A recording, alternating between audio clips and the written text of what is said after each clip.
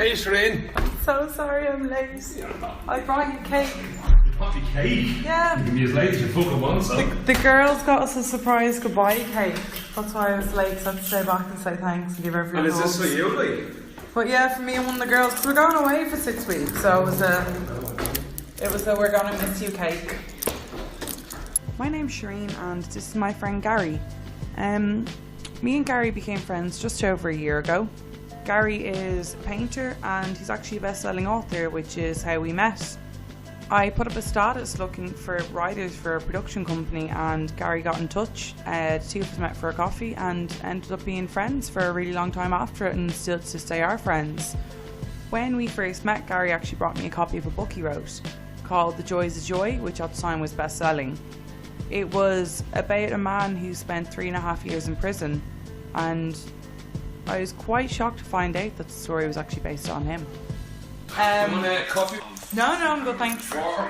No, I'm good, thanks. Sure? Yeah.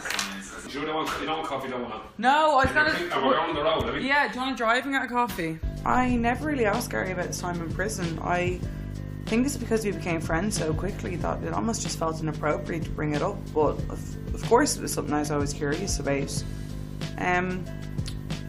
So I finally plucked up the courage to ask him, and he actually agreed to bring me back to where he was arrested and just basically talk me through everything that happened. Hi Dave.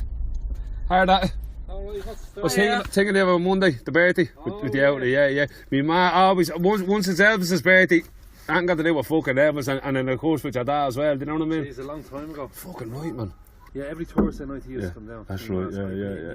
That'd be fucking great. I will, of course, Dave. I'll talk to you soon, buddy, right? Take it easy. Do you put on a posh voice when you talk to me? Want to talk to you? No, but I am a chameleon. No, seriously, Shireen, right? I got talking to, he's no longer with us, this man in Mountjoy. I dedicated the book to Dottie. And Dottie used to say to me, know who you're talking to. Mm-hmm. And I was like, what do you mean? He said, if you want to get the best of someone, then make them feel as comfortable about themselves and about who they're speaking to as you are. So I might come from Finglas, but when I talk to Deborah, who lives on the complete opposite side of the track, so sorry, Shireen, left here and straight for ages. When I speak to Deborah, I do put on I kind of talk more like this, Shireen, you know, and I soften the tone a little bit, and then when I'm talking to him, as you saw, I say, "Oh, it's a story, Davey. How are we, pal? What's so funny? What's up? Yep, you know." So, What's with people though saying yup? Is that a real thing? Because like McGregor always said it's a colloquialism, as in not even Dublin, as in the west of Dublin, as in kind of Clondalkin and that kind of area. Do you want to get a drive-through coffee on the way? Jesus Christ! What, do you want a real coffee? No, I want a real coffee. I don't mind actually. Yeah, do you want a coffee right now? No, then we're going where we're going. We can get a coffee. Where I was arrested, we can get a coffee. Yeah. Honestly, sometimes when I think about the fact that Gary was actually in prison for 3.5 years, I find it so hard to believe. He's honestly one of the nicest guys I've ever met. He's absolutely hilarious. Always the life of the party. And honestly, anytime I'm around him, he does nothing but talk about his mum. So I was absolutely delighted when he said that we were actually going to be passing our house on the way and we could call in to see if she's going to be around. This is my estate left here. Do you want to meet me, ma'am? Yeah. Yeah, we fly ourselves. Oh, can I actually? Yeah, definitely. Yeah. She'll go mad because her hair's not done and all this shit. Look at the state of me right now. We'll literally just run in, say hello, and run out. No, yeah. Just take a hand. See this car here? See that car there? Parking between them. Silver car there in the driveway. That's my ma's house. Here? Yep. Noel! Hiya. Shireen, Noel, Shireen. You must be feeling more of it. Pardon? Hiya. Nice We must be talking about this. You're only cold if you think you're cold. I swear to God. Every man down the house, folks. We need to It's me, Mal. Can you help a sec, will you? Look, there you go. Look. Yeah, how are you? 400. So lovely to meet you. Look at me. 400. What did I say? Come here, we're only flying. I'm bringing him on an adventure to where he was arrested. where it all happened and where it all started. Yeah, got him about 2 hours ago. I picked him up. He made me a lovely steak dinner. Oh, isn't that beautiful? Yeah, he was telling me, he was like, I learned to cook in prison. I was like, He does. That's insane. That's where he makes, what do you call it? Apple crumble, which is gorgeous. It didn't take long for me. His mum didn't exactly want to focus in the fact that he used to be in prison, which I can fully understand. To be honest, I was just absolutely delighted to meet her, so I didn't really want to pry too much. Instead, we got speaking about his achievements and where he is now. You know Dee?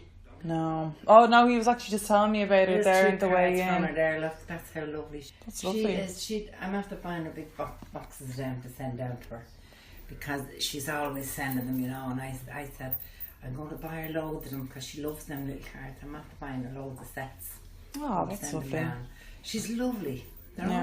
He's surrounded around really nice people. He's surrounded around such nice people. He's brilliant, honest to God. Yeah. They were all up in my daughter-in-law, was I telling you? No. Last Saturday week, just after Christmas actually. Dee came up from Kerry, Eilish's partner, and we had a great day. You know, a bit of laugh. Mm-hmm. And Dee was doing, very funny it was. She was humming tunes and you had to guess them. And she said, I was in my brother's for Christmas and nobody got this one. We two of us humming together. Because she asked her what it was. They're humming away and they only started humming. And I said, do you believe in land? I couldn't believe I got it straight away. I have a great ear for music. Do you? Yeah. Oh, I'm hopeless. That's obviously where he gets his musical skills from. Fabulous ear for music. Always had. One of Gary's biggest achievements was actually the fact that he started abandoned prison. I remember I couldn't believe it when he first told me. I was just like, how do you even go about starting abandoned prison? It's something I really wanted to explore, but first we decided to go back on the road and go back to where he was first arrested. Come again, I'll be dressed. Lily, she loves me. I love you. I'll ring you later, right? Go in there and talk. That's your ma. She is absolutely lovely. Oh, she's amazing. He's singing along, like, yeah, she's deadly, she is. She is just, she's the best friend and I love her to pieces. The relationship that Gary and his mom have now is amazing. They're so close, they do so much together, but unfortunately before he went to prison, that wasn't always the case. So were you living at home when he got arrested? No. Who were you living with? I was living on my own, left here, in a bedsit, in the front room of a house that was converted into a bedroom. My mum couldn't take me at home anymore. I was gone, I was drinking so bad at that stage. How long were you drinking for? My whole life, right here. I started drinking when I probably dabbled and experimented when I was like 8, 9, 10, around that. Kept drinking, that's why I used to play football. This is where I misspent most of my a huge chunk of my life when I think about it, around this area. I love it around here, that's right. So, when did you move out of home? I never really stayed at home. As soon as I could, I'd get out and then I'd come back and then I'd be out and then I'd come back. And I suppose when I went this particular time, my drinking was too much for my mum. You know, I was putting people through a lot of shit, Shireen, you know. So I wanted to get out of there, but I wanted to stay close to my mum. So you see where I lived? This is where I moved to.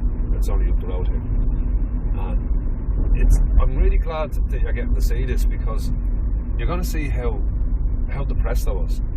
I was so fucked, Shireen. I really was. When I think back to them days, like, I was miserable. I was living on my own in a fucking bedsit in a house shared with a load of fucking gobshites that I couldn't stand. You know, I'd no money, but I was an alcoholic. I had no job. You know, it was just a bad time in life, man. It really was.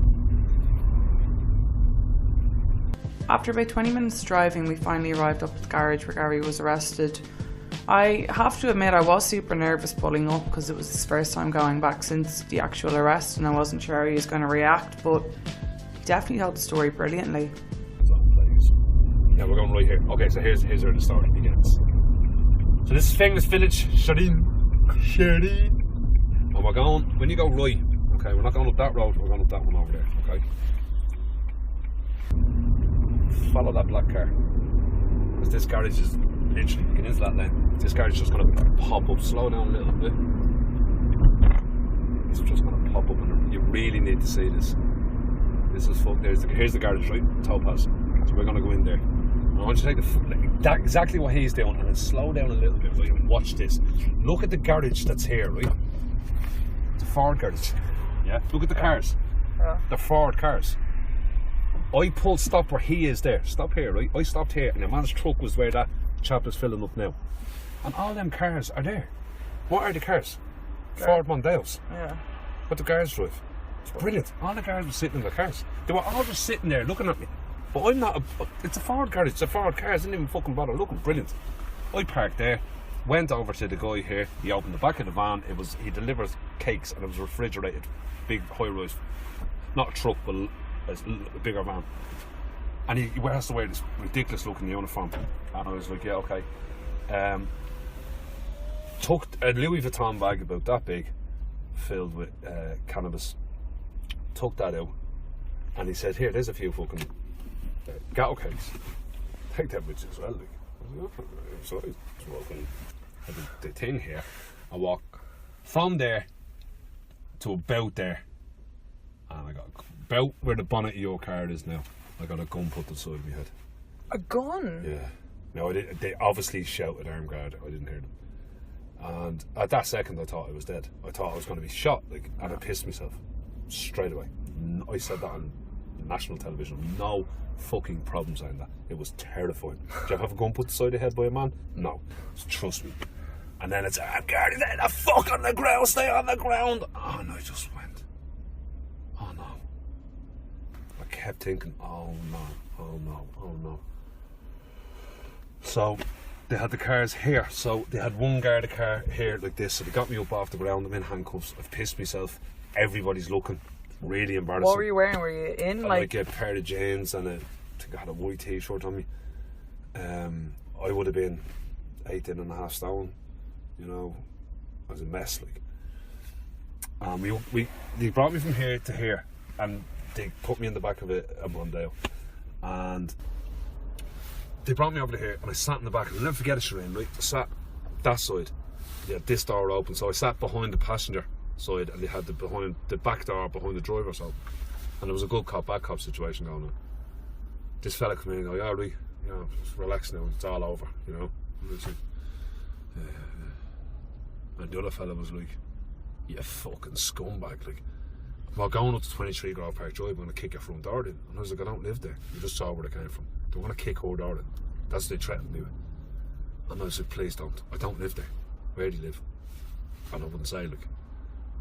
And that is the story of Gary Cunningham's arrest. As I said before, Gary was originally a painter, and now he has become a 2-time best-selling author, and someone that I'm absolutely privileged to call my friend. I was so grateful to go on this journey with him, as it's something that no one has ever done before, which is go down the route of where he was arrested and see what exactly was going through his mind.